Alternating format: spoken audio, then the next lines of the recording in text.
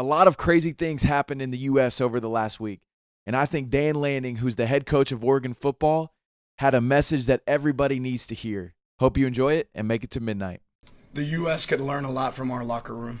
I think the people in this world could learn a lot from our locker room. You walk in that locker room, you got guys of different races, guys of different backgrounds, different religions, and you got a team that loves each other. Like tons of differences, where they come from, what they deal with, and ultimately you got a team that loves each other.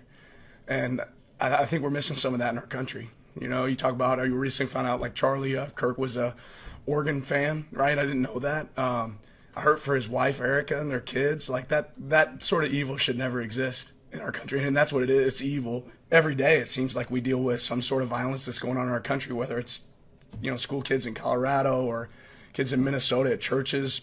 I mean, life matters, you know, and I think we've lost sight of that. But I wish the world could learn a little bit of something from our locker room, because we got a bunch of people with differences. And what you got in there is a bunch of people that love there. And there's some people that'll be disappointed about how much I said about this, right? And there'll be some people that are disappointed that I didn't say enough, right? And I really don't care, right? What I do care about is if you disagree with me, if you hate me, if you don't like me, just know this: I love you. I absolutely love you, right? And life matters. And that's no way that Charlie should have experienced that. His family should have experienced that. There's no way that that evil should exist in this world, and we have to continue to identify it and point it out and make sure that it's absolutely evil. There's no reason in the world that our kids, we should be worried about sending our kids to school. It's our most valuable commodity in the world. They should be protected. And the reality is there's just not a lot of common sense on both sides. Like common sense says, oh, it's mental health, right? Common sense says, oh, it's guns. You know what? It's both. Like, let's have some common sense. Our kids should be the most protected thing in the world, right? They should have armed guards at every school, because there's sick people.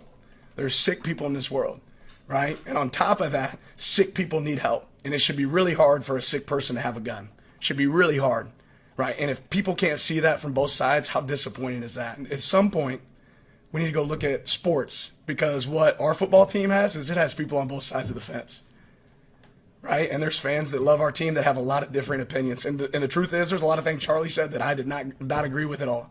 There's a lot of things he said that I did agree with. But what's disappointing is I can respect those differences, and somebody else couldn't. And they thought that they deserved to be God in that moment, and they didn't, right? And nobody should have to experience that. So, yeah, I got a lot of disappointment. We had we had Bible study with our team. We talked about it with our team, and I think our team feels the same way. Regardless of views, I don't think they feel anybody ever deserves to experience what some people in our country are experiencing right now. It's super disappointing.